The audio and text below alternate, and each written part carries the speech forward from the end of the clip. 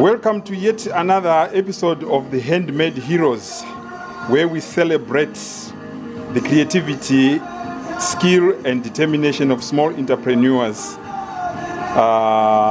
who work with their hands. These people, they are making a lot of impact in our small corners and avenues of our life. So we will be sharing some inspiring story, an inspiring story here from an artist by the name Michael Nyoni, who has got a passion in woodwork and a very creative artist. So I'd like to welcome you as you join us as we explore the world of handmade craftsmanship of small-scale entrepreneurs and discover the heroes behind their products. Okay, Mr. Nyoni, welcome to the episode, second episode of Handmade Heroes. To start with, what drew you to working with wood, and how did you develop your skills? Actually, I didn't start working with wood. Wood is my second medium.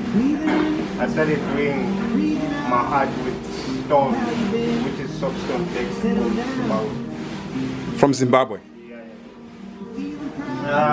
My creativity started at an early age. I remember 10 years old, and then being raised by a wise man who is my grandfather.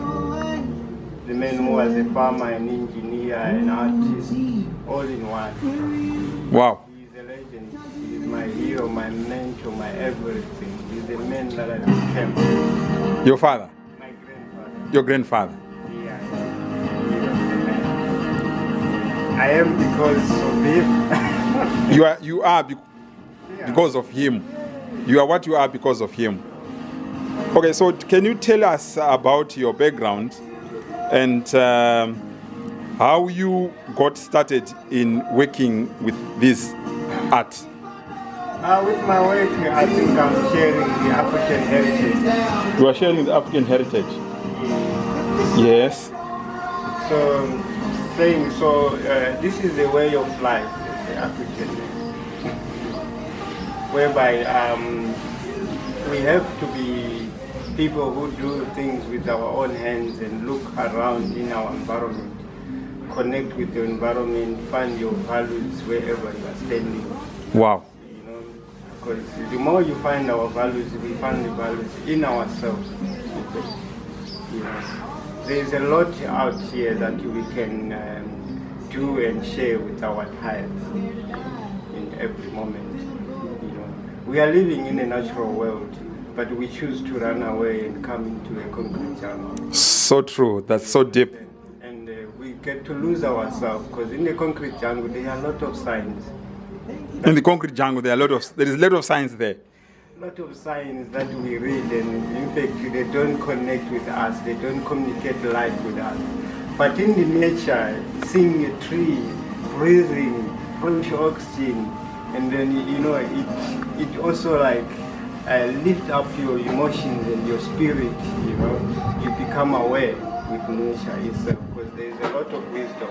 It's like a recharge when you create a relationship with nature and start to use the natural material. Yes. Wood and stone. The moment you touch any natural material, work with it, it leads you to create magical, because nature itself is so magical. Wow, wow. That's so philosophical. I like the way you express the connection between us and the world out there, the nature. Yeah. So, what inspires your designs and your creations, Michael? Wildlife. My inspiration comes from the wildlife where I grew up. I grew up in a farm, mixed with animals, and I'm part and parcel with wildlife. I learn a lot from them, and then actually, wildlife itself, it teaches us the way of life. We human beings tend to lose the way of our creation. Nature or wildlife will take us back into a trek because they will never forget their way of life. Yes. Okay. Miss Michael, I would like to take you back a little bit because I'd asked you, I wanted to know your background. Where were you born? Where do you, how many are you in a family?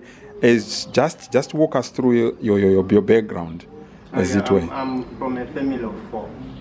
2 sisters and my young brother. So You were born, where were you born? in Zimbabwe, in a town called Wange. Okay. Wange, and then moved to Binga district in part of the Zambezi, along the Zambezi River, where my grandfather was situated. Okay. So while we were moved into Binga, at the early age, my mother had a divorce with my dad. Okay. So we were very young by then. So we were forced to go and stay with our grandparents. So, and that was the luck of us, and being raised with elderly people who were wise. Okay, that's where the grandfather, who is your inspiration, comes in. Okay. So, okay, thank you so much, Mr. Michael. Can we now go on to your creative process? Can you walk us through what your process when you're creating a new piece? What is your process when you create a new piece? What happens? First of all, I'm inspired with the character of wood itself. I first look for wood, which is the character. My wood are being like hunted within the river's banks, the wood that is being washed out within the river's banks. And then I found the character there, and then just follow the organic shape, and that gives me the form of where to go, and it guides me, it leads me to create. The moment I look at any character of wood, it's like looking on the clouds and then visualizing what you can see among the clouds. So that's the same visual I apply when I look at my wood. It's that moment, one of the creation of the universe must form within that piece of wood. Sometimes they come many, but I choose the first one that talks to me, and I choose the third one. This is really interesting. So you are saying when you walk into the wild, when you go into the forest, you come across any wood which is lying around, and then from the shape you can visualize what you can actually develop from that, depending on the form and the shape of the wood. Wow. And then how do you select your wood, Mr. Michael? My wood, I select the wood that have survived all kind of weather, which is nothing can destroy that wood except the fire. So this is the way of bringing back the wood into life. This wood that I pick is like something which is saved, something that is preserved to live another life. Because I believe in this world, nothing dies, everything is here to live forever. It's up to us whether we die now or we perish. So, but there's nothing that we die. If we don't wanna die, we can just live forever. It's up to us. Wow. I don't think that my soul is gonna die. I'm talking to the future generation that I don't know through my art. Through your art. That's the connection there with your art. You are connecting with the future generations, whereby you are now reinforcing your concept, your philosophical concept that nothing dies. Wow. Mr. Michael, do you have any unique techniques or tools that you use in the craft? True that I will share my tools, only that my tools are just there, because I have tools that are almost 130 years old, which I got from my grandfather, which is wow. He got them from his dad as well. So which is a legacy that I'm keeping on it, which was a promise also to my grandfather to say, I will never let this down because you have seen it to me and you have showed me the way and you have had a vision for me in telling me where I'll be in the future, and I'm seeing those things happening now, manifesting. So, this is a true journey, and I believe I'm on the right track, because it was foreseen a long time ago, and now it's happening. It's happening. You are fulfilling it. The prophet sort of. Yes. Oh, It's the journey of life. it's the journey of If life. you want to go somewhere, like, you have to go there with your mind and go there physically. You know, so now I'm walking the trail. You're walking the talk now. Oh, okay, Mr. Michael, thank you so much. Can we go to the challenges and triumphs? What are some of the biggest challenges you face as working as a woodworking artist, and how do you overcome these challenges? Challenges make us strong in every aspect of life, you understand? Because if you never meet the challenge in life, it seems you're going nowhere, you understand? Sometimes we need to break the boundaries of limitation in order to get somewhere, you understand? I had a lot of challenges in my journey, and I believe by resisting and persistence and keep on going, the next day is not like yesterday. That's so true. You know, today it might be rainy, tomorrow there is sunshine. So true. And we don't change the situations by reacting, but we just be still and let things unfold. Wow. Sometimes it's financial. Yes. Sometimes, you know, we are travelers from one place to another, searching for greener pastures. In the journey heading there, you may meet the challenges on the road. But if you have a goal and a dream, nothing can stop you. Because when a vision is captured, there's nothing that can stop you to go there. You know, I wish to every young youth that they must see beyond the surface, so that they cannot stop. No one can stop them. You know. What you are saying is very important to the young people out there. Meaning to say that if you have got a vision, nothing between you and the vision will stop you to realize that vision.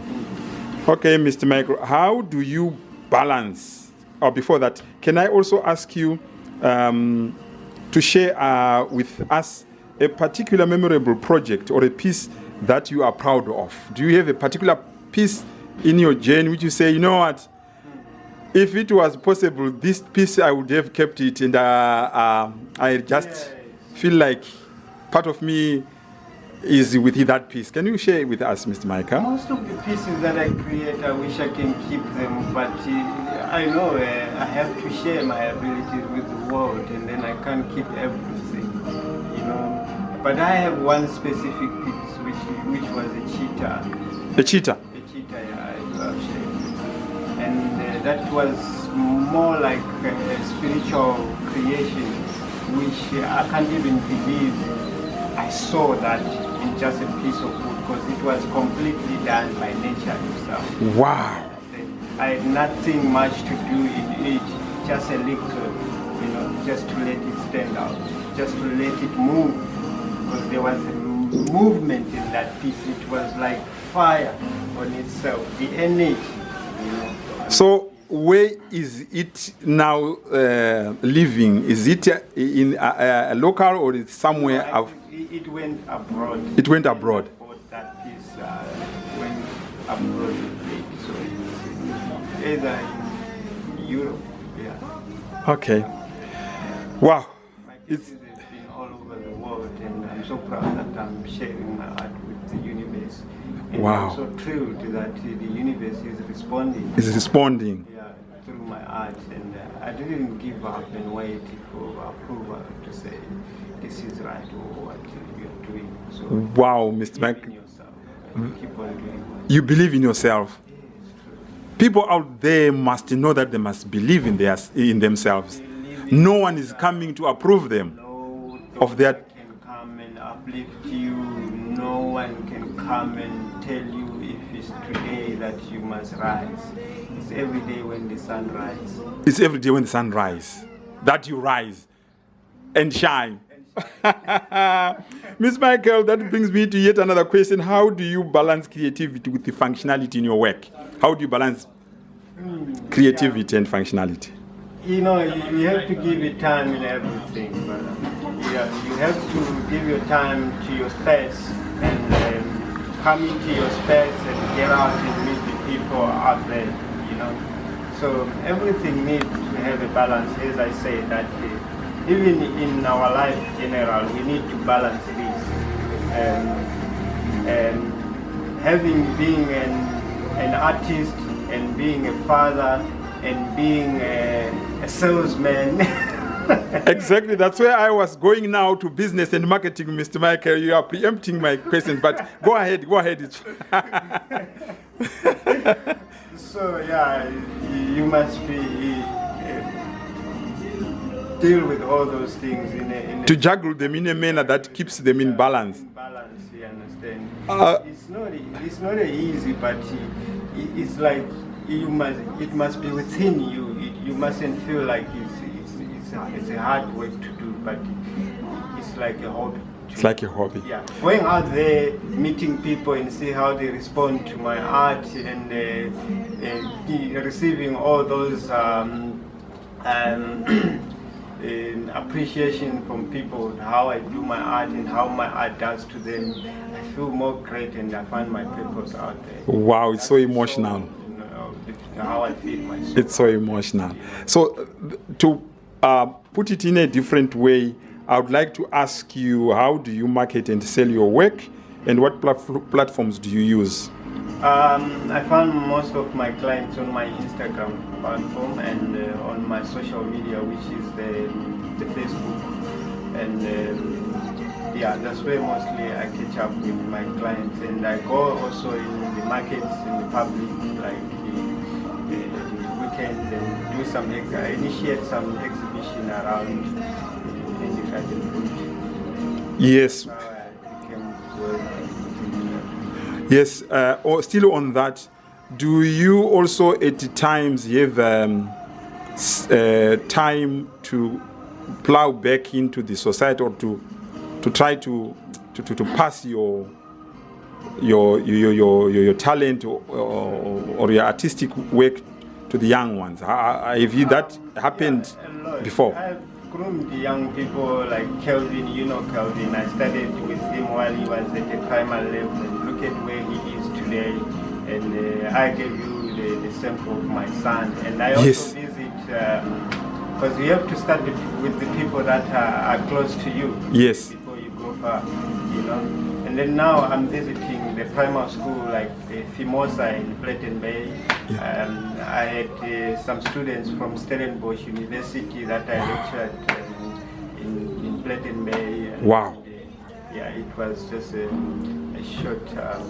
Look at that, that's so amazing. About how do we create a relationship with nature again in our society. I gave them an example that in each and every town where we live, there is a nature reserve, which is reserved for people like us to go there and recharge and come back again into the city. But sometimes we get our time full time on the computer, and then we forgot about ourselves. You know? Yes, and the connection between ourselves and the nature. So this thing needs to be balanced. So that's why also I take kids in the township and take a walk with them in the nature, trying to get them out there, because in the township it's not safe for young people.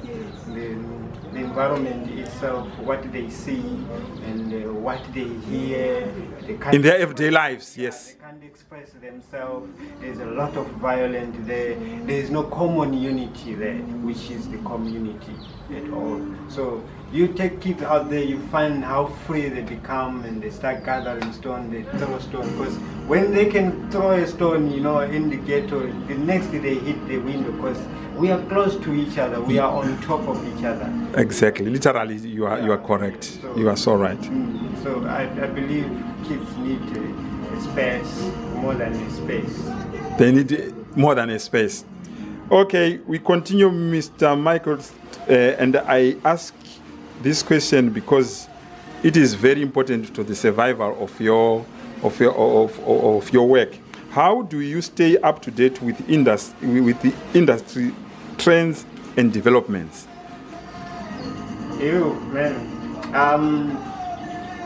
I always say I'm not affected by season or anything. I'm the season myself. Wow. True that, because season comes and go, and we always here, brother. And we can't be expecting like the difficulties are coming. Why don't we see the better coming? Wow. You know. That's very positive. Being positive. You know, I'm always like expecting good things to come. I'll never have fear of the unknown. You know, I deal with the situation when you get there. You deal with the situation as you get there. Wow. Now let's conclude by asking you this question: what do you hope people take away from your work, and what message do you want to convey? Yeah, I want to foster more creative mind out there, you know, and this is a call to everyone there. Mm-hmm.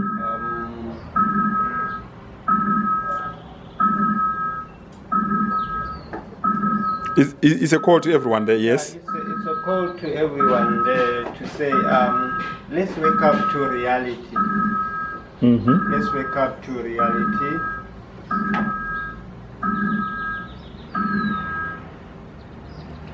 And the reality is when you wake up into your dream and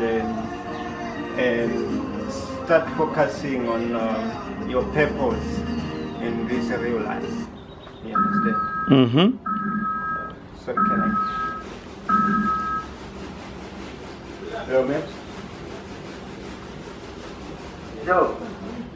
Will a client? Yeah. Yeah.